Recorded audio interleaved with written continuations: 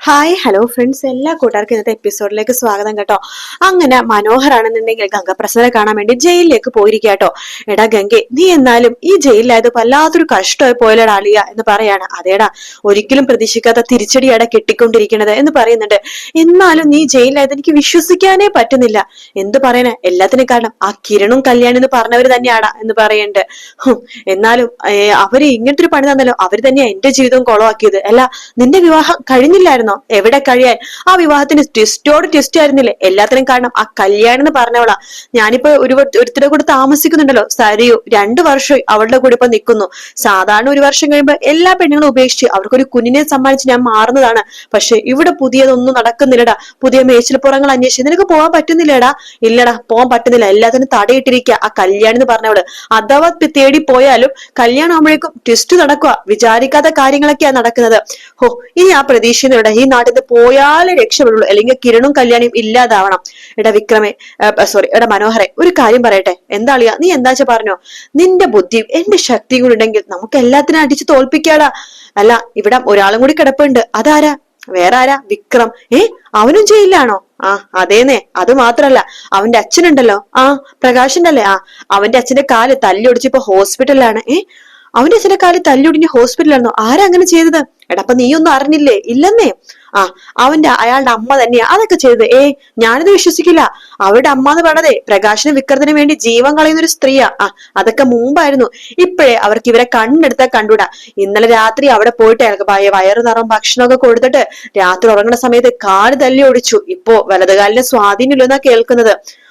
അപ്പൊ അതിനിടയ്ക്ക് അങ്ങനെയൊക്കെ നടന്നോ? അതേന്നെ, വിക്രം ഇപ്പൊ ഇവിടെ തന്നെ ഉണ്ട് എന്ന് പറയാണ്. അതേലെ, നീ ഒരു വിഷമിക്കണ്ട, നമുക്ക് എന്തെങ്കിലും ഒരു വഴി ഉണ്ടാക്കാം എന്നൊക്കെ പറഞ്ഞ് അവിടുന്ന് പോകുവാട്ടോ. അങ്ങനെ മനോഹർ പോയി കഴിയുമ്പോഴേക്കും വഴിയിൽ കിരണിനെയും കല്യാണിനെയും കാണാണ്. മനോഹർ വണ്ടിയിൽ നിന്ന് ഇറങ്ങുന്നുണ്ട്.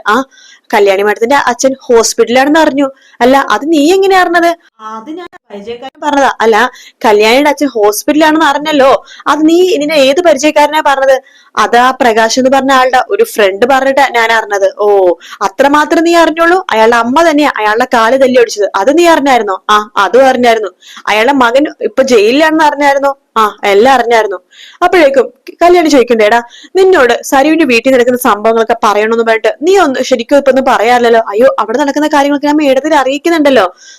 എന്നാലും അതിനുവേണ്ടി മാത്രമാണ് നിന്നെ ഞങ്ങൾ ഇപ്പോഴും ജീവനോട് വിടുന്നത്. അല്ലാന്നുണ്ടെങ്കിൽ നിന്നെ എപ്പോഴേ തട്ടിയാനെ. അല്ല, ഈ പ്രകാശ് എന്ന് പറഞ്ഞ ആളുടെ കാല് തല്ലിടിച്ചത് അയാളുടെ സ്വന്തം അമ്മയാണെന്ന് നീ അറിഞ്ഞല്ലോ അല്ലെ? അറിഞ്ഞു. എടാ, നിനക്കൊരു അമ്മ ഉണ്ടായിരുന്നെങ്കിലേ നിന്റെ കാല് മാത്രമല്ല തലയും കൂടെ അവര് അടിച്ചു പൊട്ടിച്ചാനെ എന്ന് കല്യാണി പറയാണ്.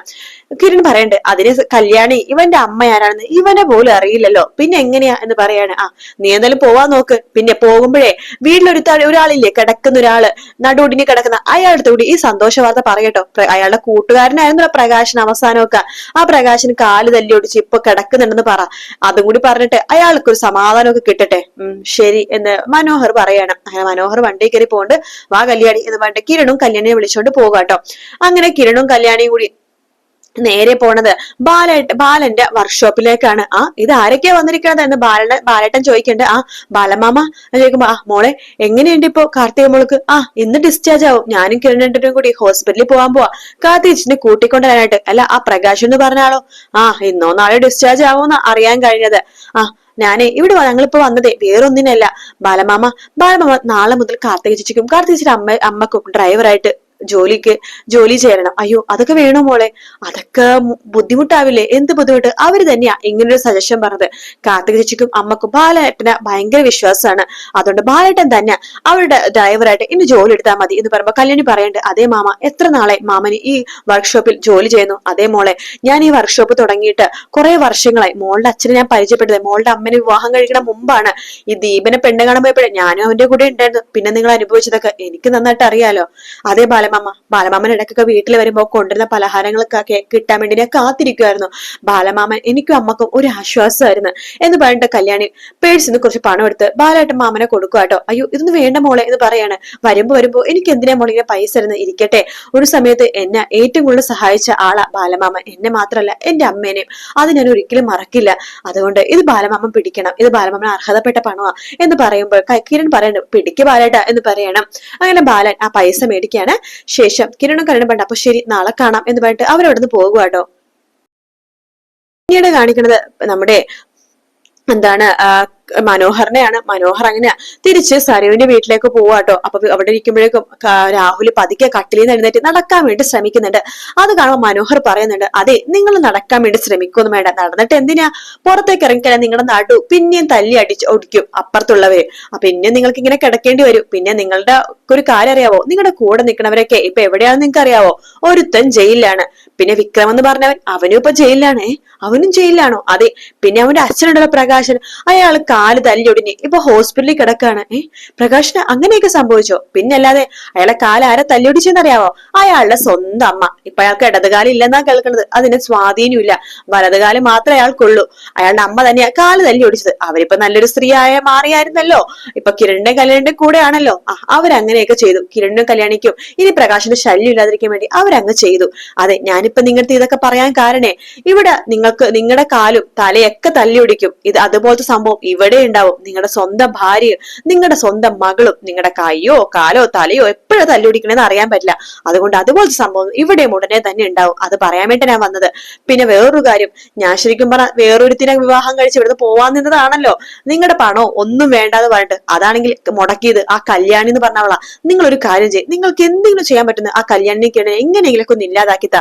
അങ്ങനെയെങ്കിൽ ഞാൻ ആരെങ്കിലും കല്യാണം കഴിച്ച് ഇവിടെ നിങ്ങളുടെ മോളെ വിട്ടു പോയിക്കോളാം. അല്ല, അവരവിടെ തന്നെ ജീവനോട് ഉണ്ടെന്നുണ്ടെങ്കിൽ ഞാൻ ജീവിതകാലം മുഴുവൻ ഇവിടെ തന്നെ ഉണ്ടാവും. ഓർത്തു നിങ്ങൾ എന്ന് പറഞ്ഞിട്ട് മനോഹർ സ്ലോ മോഷൻ അവിടെ നിന്ന് പോകുവാട്ടോ. അതേസമയം മനോഹർ രാഹുലിന്റെ റൂമിലാണെന്ന് അറിഞ്ഞ സരു വേഗം തന്നെ മനോഹറിന്റെ ഫോൺ എടുക്കുവാട്ടോ. ഇതിന്റെ പാസ്വേഡ് എന്തായിരുന്നു എന്ന് ആലോചിക്കുകയാണ്. പാസ്വേഡ് 2-3 പ്രാവശ്യം കുത്തി നോക്കുന്നുണ്ടെങ്കിലും പാസ്വേഡ് 2 പ്രാവശ്യം തെറ്റാവാണ്. 3ാമത്തെ പ്രാവശ്യം പാസ്വേഡ് ശരിയാവുന്നുണ്ട്. അതിൽ ഗാലറി ചെക്ക് ചെയ്യുമ്പോൾ ആദ്യം കാണുന്നത് വന്ദനയും മനോഹർ തമ്മിലുള്ള ഫോട്ടോസ് ആട്ടോ. സരയു കാണുന്നത്. അപ്പൊ തന്നെ മനോഹർ അവിടേക്ക് വരുന്നുണ്ട്. എന്താ അത്, എന്റെ ഫോൺ ചെക്ക് ചെയ്തിരുന്നു, ഞാൻ പലവട്ടം പറഞ്ഞിട്ടില്ലേ ഫോൺ താ. ഇല്ല, ഞാൻ തരില്ല എന്ന് പറയാണ്. ഫോൺ തരാനല്ലേ പറഞ്ഞത് എന്ന് പറഞ്ഞു മനോഹർ ഫോൺ തട്ടിപ്പറിച്ച് വാങ്ങിക്കാണ്. ആ സമയത്ത് സരയു പറയണ്ട, അതെ നിങ്ങൾ അമേരിക്കയിലേക്ക് പോവാൻ ടിക്കറ്റ് എടുത്തു എന്നൊക്കെ പറഞ്ഞുകൊണ്ടാ ഞാൻ നിങ്ങളുടെ സംശയമൊക്കെ വേണ്ടെന്ന് വെച്ചത്. പക്ഷെ ഞാനിപ്പോ അതിൽ കാണേണ്ട കാഴ്ച കണ്ടു എന്ന് പറയാണ്. നീ എന്ത് കണ്ടു എന്നാ പറയണത്? ആ ഫോൺ കൂടി തന്നെന്ന് പറഞ്ഞ് തട്ടിപ്പറിച്ച് മേടിക്കുകയാണ്. വേണ്ട, ഞാൻ തരില്ല. നീ എന്താ കണ്ടേന്ന് പറ. നിങ്ങൾ ഒരു പെണ്ണിന്റെ കൂടെ നിൽക്കുന്നത്. ഏത് പെണ്ണ് എന്ന് പറയുമ്പോഴേക്കും സരയു ആ ഫോട്ടോ കാണിച്ചെടുക്കണം. ഓ ഇതാണോ പെണ്ണ് എന്ന് പറഞ്ഞിട്ട് പൊട്ടിച്ചിരിക്കാൻ മനോഹർ. എന്താ ഇത് പെണ്ണല്ലേ, നീ ഒന്ന് നിക്ക് എന്ന് പറഞ്ഞിട്ട് മനോഹർ ലാപ്ടോപ്പ് എടുക്കുകയാണ്. ശേഷം ആ ഫോട്ടോ ഒന്നും കൂടി സരയുവിനെ കാണിച്ചെടുക്കുകയാണ്. നീ കണ്ട ഫോട്ടോ ഇതല്ലേ? അതെ, നിങ്ങളായിട്ട് ചേർന്ന് നിൽക്കുന്നുണ്ടല്ലോ അവള് എന്ന് പറയുമ്പോ, എടി ഇതൊരു ആണാണ്. ഇല്ല, ഞാനിത് വിശ്വസിക്കില്ല.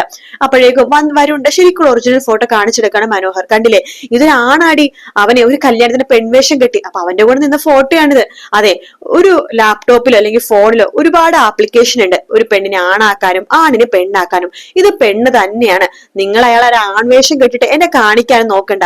അഥവാ കാണിച്ചെങ്കിൽ തന്നെ നിങ്ങൾ അതിനുള്ള തെളിവ് എനിക്ക് കാണിച്ചിടണം. എങ്കിൽ മാത്രമേ ഞാൻ അത് വിശ്വസിക്കുള്ളൂ. അല്ലെങ്കിൽ ഞാൻ മനസ്സിലാക്കും നിങ്ങൾ വേറൊരു പെണ്ണിട്ട് ഒരു ബന്ധം ഉണ്ടെന്ന്. അങ്ങനെയെങ്കിൽ നിങ്ങളുടെ മരണം എന്റെ കൈ കൊണ്ടായിരിക്കും എന്നൊക്കെ പറയാണ്.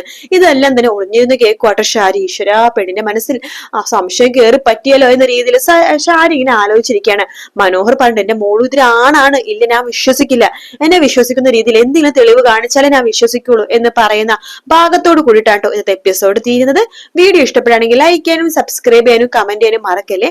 മറ്റൊരു വീഡിയോ ആയിട്ട് കാണാം friends. Take care. Bye bye.